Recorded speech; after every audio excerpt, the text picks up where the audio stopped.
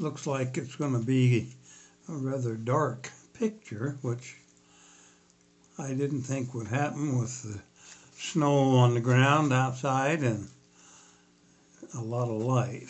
But we're going to go on and visit about high school. Um, and I'm going to approach this.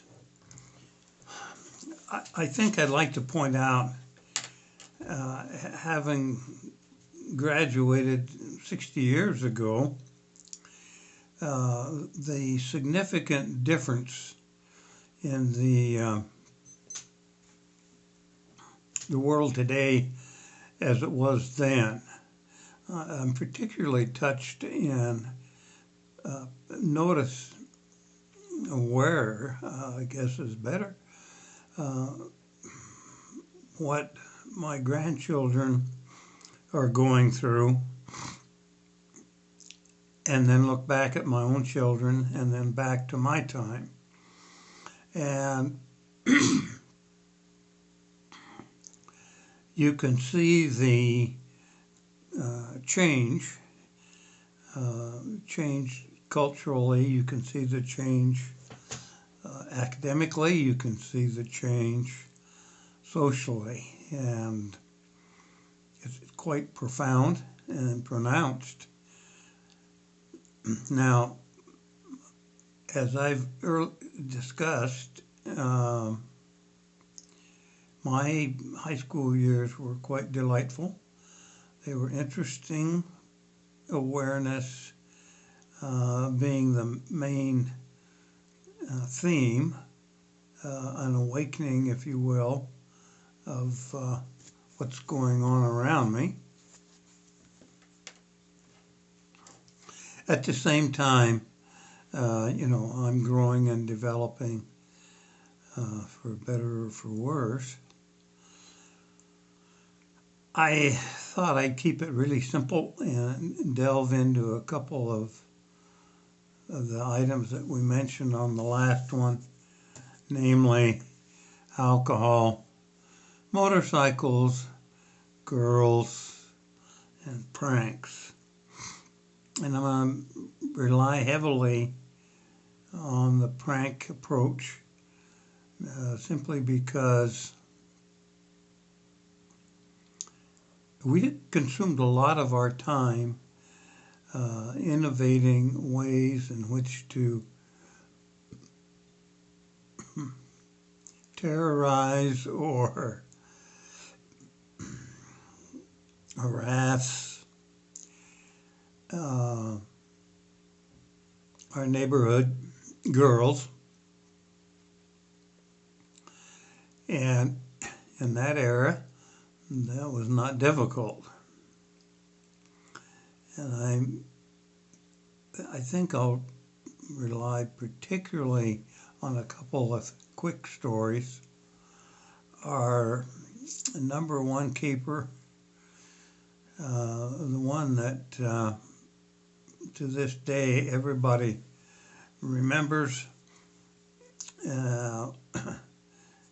began with my friend Jock, who somehow or other, his family had a skull, a human skull. And why we ever discovered that, I don't know, but in any event, I don't recall that, but Jock was kind enough to devote his skull's presence to some of our ideas and schemes. Well, the biggest one was with our neighborhood girl next door, Anne, and to do that, what we had in mind, we needed to have assistance from a family member. So we recruited her dad, who was an extremely good sport. By the way, I should mention that he taught all of us in the neighborhood how to drive. perhaps that's another story. But anyway, we took the skull, obtained fluorescent paint, and painted that skull numerous times till we had a good solid coating on it. Then we baked it in the sunlight for a number of hours, and in the dark it performed marvelously. It was exactly what you would think about. Now, I have to watch and look at horror movies on TV. There's horror books to read. There's zombies out there, and you have to double tap them. But in our day, we didn't have access to anything like that, nor was our literature or our entertainment geared to that sort of thing. So we took the skull and recruited Dan, Ann's father, and with his help, the night of I believe a SEBDEB meeting, which is in high school at that time, where, and I suppose they're still there, were groups, clubs, and you know they quite a deal to get invited to one, and very similar to college sororities and fraternities in today's world, as sororities and fraternities were at that time also.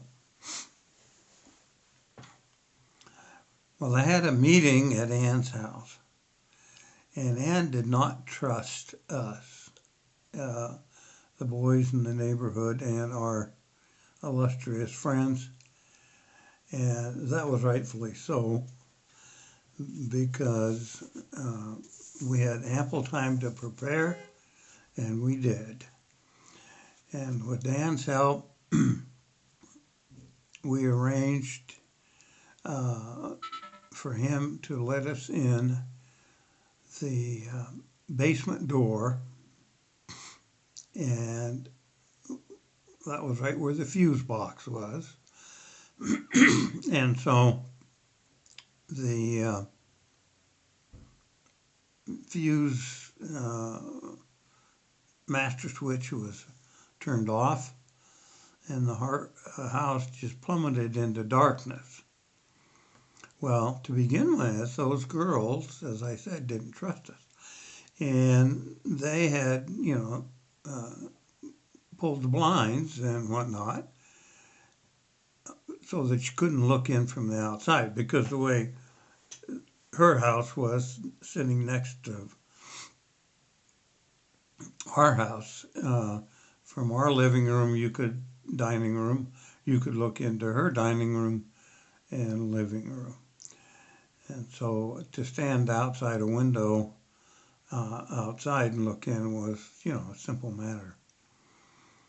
So we now had them totally in the dark, and the reaction was much better than we'd anticipated. There was a lot of scurrying and confusion and yelling, and so we marched up, several of us, up the stairs into the kitchen, and holding that skull out in front of us, glowing in the dark, we entered the dining room. And that's when the second set of motion began. And I think there was a girl behind or on top of every single chair or couch or anything that they could get behind in that living room, dining room area. So the result was, as I say, outstanding. And we, to this day, all of us that are still living recall it and find it fun and amusing. Now, by today's standards, that's a different criteria, but for us, it was a lifetime achievement. The skull would go on to perform in other situations, but nothing as grand and well-timed and played as that particular escapade. So I'm going to end here and pick up again on another tape, and we'll continue on with pranks.